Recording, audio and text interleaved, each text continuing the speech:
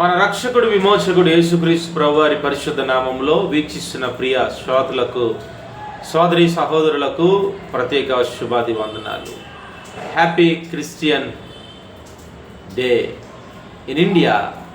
ఇండియాలో భారతదేశంలో ఉన్న నా ప్రియ శ్రోతలు, ప్రియ సంఘము, ప్రియ నా ఫ్రెండ్స్కి, తమ్ముళ్ళు చెల్లెమ్మలకు, నా వ్యూవర్స్కి ప్రత్యేకమైనటువంటి శుభాది వందనాలు.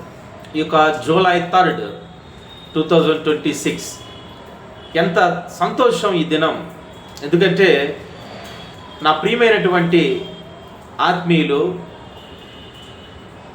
దేవుని యొక్క రాజ్య సువార్తను వెదజల్లే నా యొక్క కుటుంబ సభ్యులు, నాయకులు, దేవుని యొక్క సేవ నిమిత్తం వారి ప్రాణాన్ని పణంగా పెట్టి ఈ భారతదేశాన్ని నేటికి మనము 29 రాష్ట్రాలుగా మరి ఉన్నటువంటి మన దేశంలో ఉన్న రాష్ట్రాలు, భారతదేశంలో చాలామంది సువార్తను, యేసు ప్రభువు గూర్చి ఎన్నో తెలియనటువంటి సందేహాలు, తెలియనటువంటి ఆలోచనలు, సమాచారం లేని ప్రజలు తెలుసుకోండి. యేసు ప్రభువుని గూర్చి ప్రకటించిన మొదటి సువార్తికుడు, మొదటి అపోస్తుడు, మొదటి హతసాక్షి ఈ భారతదేశానికి వచ్చిన అమెరికా వారు కాదు, ఇంకే దేశానికి చెందినవాడు కాదు. నేరుగా ప్రభు అయిన యేసుక్రీస్తు యొక్క ప్రియమైన శిష్యుల్లో, అపోస్తుల్లో ఒక శిష్యుడైనటువంటి అపోస్తుడైన తోమా భారతదేశానికి ప్రభు ఆత్మ తీసుకొని రావటం జరిగింది. 52 AD. దేవుని బిడ్డలారా, ఈ క్రిస్టియానిటీ అనేటువంటిది భారతదేశం ఆనాటి మనకి స్వతంత్రం వచ్చి ఈ యొక్క ప్రియ దేవుని బిడ్డలారా, మరి ఈ యొక్క చాలా తక్కువ కాలం, ఒక 80 సంవత్సరాలు మనకు ఉన్నటువంటి ఈ పరిస్థితులు ఇప్పుడు కాదు, ఇప్పుడు వచ్చింది సువార్త. 2026వ సంవత్సరం ఇప్పుడు ఉంది మనకి. కానీ 72 AD. దేవుని బిడ్డలారా, భారతదేశానికి అప్పుడే తోమా గారు వచ్చారండి. కేరళ వచ్చారు. మౌంట్ రోడ్ మద్రాసులో ఆయన సమాధి మనం చూస్తూ ఉన్నాం. ఎన్ని అద్భుతాలు ప్రభువు నామంలో చేశారు. ఎంతోమంది వాటర్ పైకి దేవుడు ఆయనకి నీటితో దేవుణ్ణి నీరు పైకి ఇసిరి ఆనాటి భక్తులు దేవుణ్ణి సేవిస్తుండేవారు. మరలా యథావిధిగా నీరు వారి తల మీదే పడుతుండేవి, లేకపోతే వారి ముందు పడిపోతుండేవి. తోమా గారు in the name of Jesus అని వాటర్ పైకి విసిరినప్పుడు ఆ వాటర్ నేరుగా ఒక్క చొక్క కాదు కదా, చిన్న రవ్వంతా కూడా కిందకి రాకుండా పైకి వెళ్ళటం చూస్తూ ఉన్నాం. ఇలా ఎన్నో అద్భుతాలు తోమా గారు ప్రభునామంలో జరిగించినప్పుడు భాష కాని రాని ప్రాంతం కాని ప్రాంతం దేవుడు ఎంత జ్ఞానం ఇచ్చాడండి. మన ప్రజలకు అర్థమైన భాషలో మాట్లాడటం ఎంత దేవుడు కృపది. కాబట్టి ఆయన పరిచర్య, శ్రేష్టమైన పరిచర్య భారతదేశంలో ప్రారంభించారు, సంఘాన్ని ప్రారంభించారు. వారవలేక మతోన్మాదులు ఆయనను శూలాలతో, భల్లెములతో ఆయన పొడిచారు. ఆయన సమాధి అబద్ధం కాదు, ఆయన నిర్మించిన మందిరము అబద్ధం కాదు, ఆయన రక్తము మొరపెట్టడం అది అబద్ధం కాదు. ఆయన చేసినటువంటి త్యాగాలు ప్రభు కొరకు భారతదేశంలో మొదటి మిషనరీగా, అమెరికన్ కాదు ఇతను, యేసు ప్రభు యొక్క ప్రియమైన శిష్యుల్లో తోమా గారు కూడా ఒక శిష్యుడిగా నేరుగా ప్రభు సువార్తను మోసుకొని వచ్చారు. తర్వాత విలియం కేరీ గారు, మదర్ తెరీసా, చాలామంది మిషనరీస్ దేవుని బిడ్డలారా, పేర్లు చెప్తే ఎంతోమంది భారతదేశానికి చీకట్లో ఉన్నటువంటి ప్రజలకు వెలుగును చూపించడానికి, వెలుగును పరిచయం చేయటానికి యేసయ్య అద్భుతమైన లేఖనాలను, ప్రింటింగ్ మిషన్స్ని, పోస్ట్ ఆఫీస్ని, లైబ్రరీస్ని, హాస్పిటల్స్ని, ఎన్నో సేవా కార్యక్రమాలు, రోగులకు, బలహీనులకు ఎన్నో విధాలుగా. భర్త చనిపోతే భార్య కూడా ఆ యొక్క చితిక మంటల్లో కాల్చబడాలి. ఎన్ని ఘోరమైన మూఢనమ్మకాల నుంచి తప్పించిందండి పరిశుద్ధ గ్రంథమైన బైబుల్.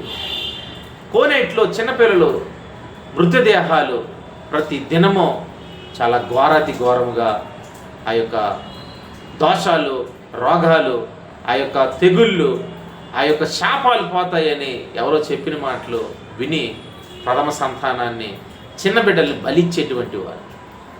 ఇలాంటి కట్టుబాట్లు ఆచారాలన్నీ యేసయ్య మిషనరీసు, సేవకులు, సువార్థికులు, పరిచారికులు, దేవుని దాసులు ఈ భారతదేశంలో మొదటిగా తోమా గారి తర్వాత ఎంతోమంది ఒక్కొక్కరు దేవుని ఆత్మ ద్వారా అడుగుపెట్టారండి.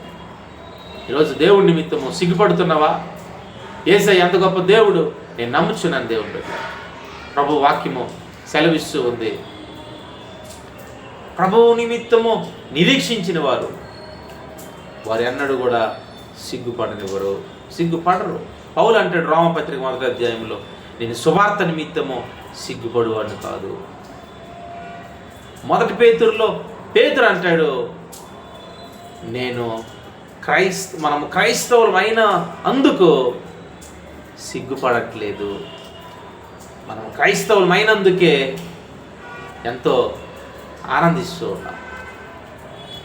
దేవుని బిడ్డలారా, ఎబ్రిల్ రాసిన పత్రిక 11వ అధ్యాయము 16వ వచనంలో ఎంత మంచి మాట కదా. అక్కడ ఏమంటాడంటే, ఇంత గొప్ప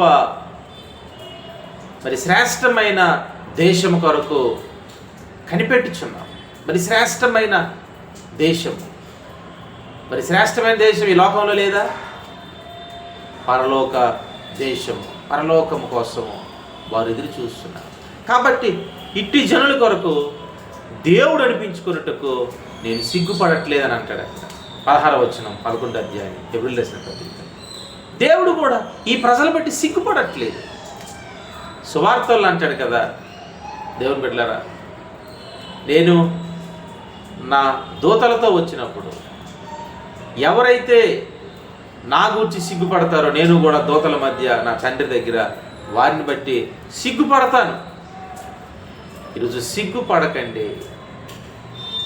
వ్యభిచారం చేసేవారు సిగ్గుపడట్లేదు, పాపం చేసేవారు సిగ్గుపడట్లేదు, అన్యాయం చేసేవారు, అక్రమాలు చేసేవారు సిగ్గుపడట్లేదు. ఎంత చక్కగా దొరల్లాగా చలామణి అయిపోతూ ఉన్నారు. ఈరోజు రాజు సువార్త, పరలోక సువార్త, మహోన్నతుడైన దేవుని సువార్తను ప్రకటిస్తున్న ప్రియమైన తమ్ముడు, చెల్లి, నువ్వెందుకు సిగ్గుపడతావు? ఈరోజు సిగ్గుపడితే మనకి అవమానం. సిగ్గుపడకండి. ఎన్ని చట్టాలు, ఎన్ని ప్రభుత్వాలు, ఏది మారినా మనం సిగ్గుపడకూడదు. ధైర్యముగా పరిశుద్ధ గ్రంథాన్ని చేతపట్టి తిరుగు. ఈ లోకంలో జీవవాక్యాన్ని చేతపట్టి ధైర్యంగా తిరుగు. సిగ్గుపడినటువంటి గొప్ప సువార్త మనం కలిగి ఉన్నాం. మనం పాపం చేయట్లేదు, నరకం నుంచి తప్పిస్తూ ఉన్నాం.